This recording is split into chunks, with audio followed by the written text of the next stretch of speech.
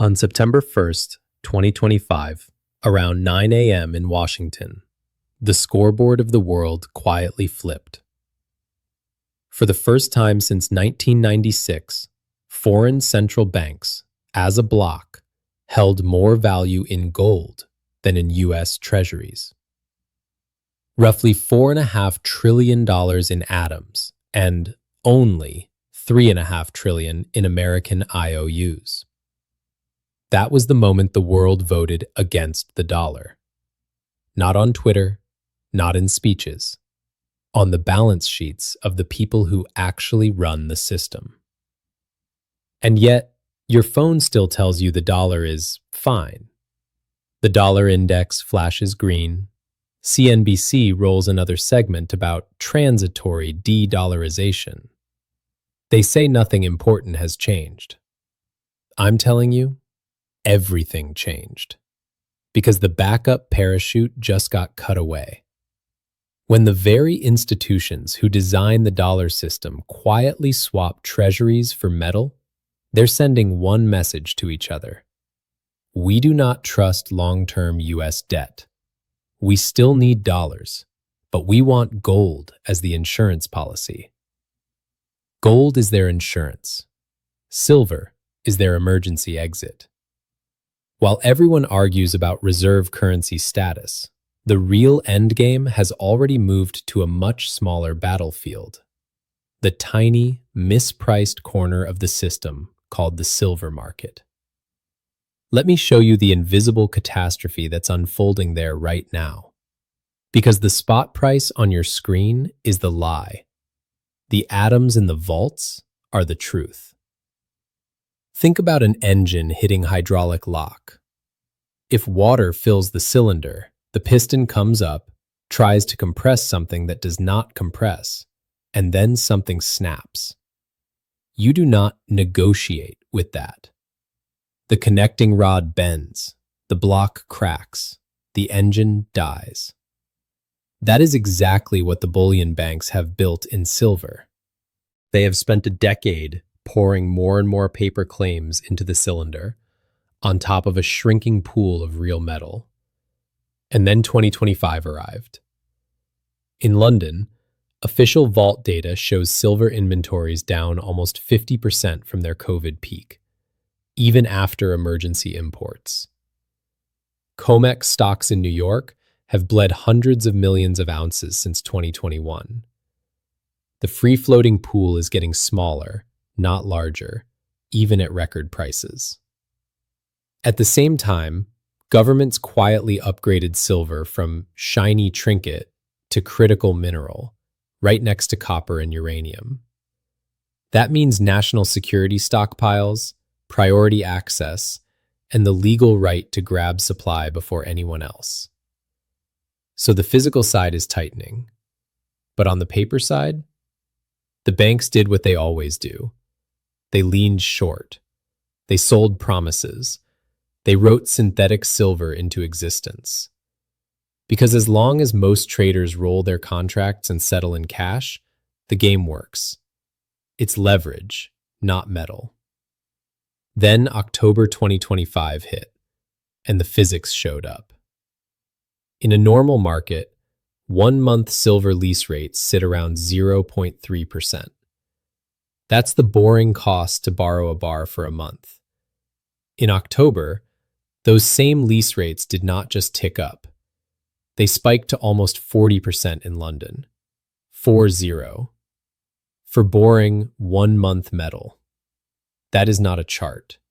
That is a scream. It is the sound of a system where everybody suddenly needs the same limited pile of atoms at the same time.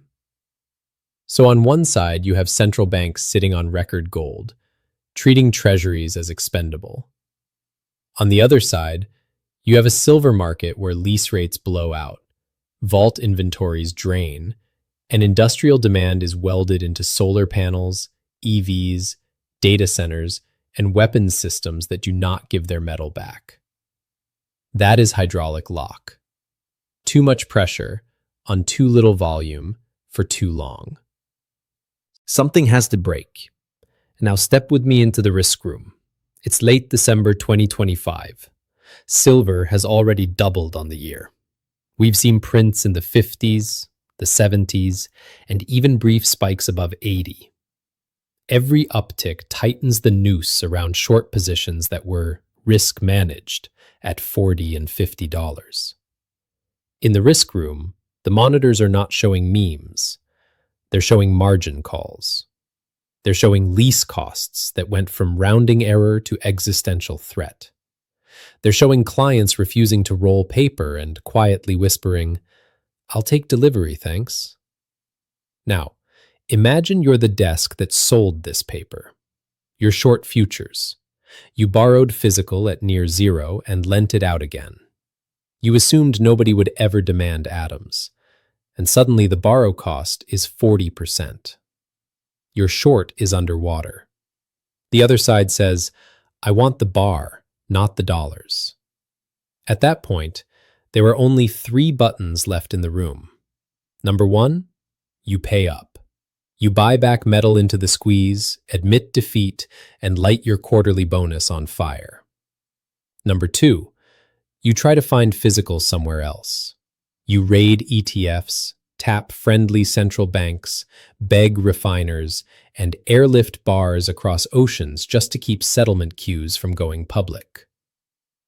Number 3, you reach for the kill switch. We just watched that play out.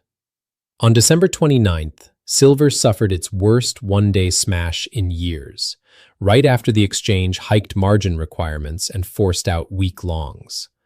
Officially, that's risk management. Unofficially, that's how you bleed pressure off the cylinder without admitting the engine has already seized. Prepared investor, understand this.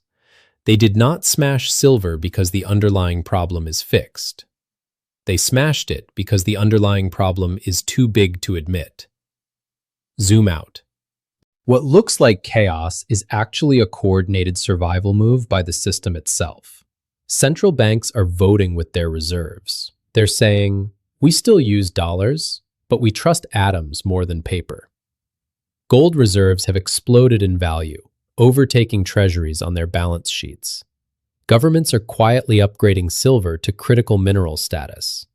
That's a polite bureaucratic way of saying, we may need to commandeer this metal for war, for grids, for chips, for satellites, and we do not want to be outbid by some hedge fund in New York. Meanwhile, the paper-silver complex is trying to pretend none of this matters. They tell you the spike to $70 or $80 was speculation. They call the lease rate explosion a temporary dislocation. They call the vault depletion manageable. But look at their behavior, not their statements. They are tightening exchange rules. They are hiking margins into rallies. They are quietly adding circuit breakers, widening collars, and changing the plumbing on when and how you're allowed to stand for delivery. When a casino changes the rules mid-game, it is never for your benefit. It's because the house mispriced a bet and now risks going bust. This is the disconnect. On your phone, the spot price still pretends silver is a fickle little industrial metal that just had a good year. In the engine room, silver is being recoded as strategic ammunition. Gold is the balance sheet hedge. Silver is the choke point metal in the real economy, in energy, data, and defense. So what does the end game look like? It does not look like a smooth line from $70 to $300. The system will resist. It will use every tool, margin hikes, trading halts, new risk controls, panic headlines about bubbles, even new taxes and reporting rules. On the chart, it will look like violence. Vertical spikes up, vertical elevators down. Each smash will be sold to the herd as, "See, it was all hype." Underneath, the atoms will keep leaving. Industrial users will keep taking delivery and never returning metal. Critical mineral stockpiles will keep quietly growing. Retail stackers will keep draining what's left of the float, gram by gram, bar by bar. Mathematically, you cannot have 5, 10 or 300 paper claims per ounce in a world where more and more players demand actual ounces. Something has to give.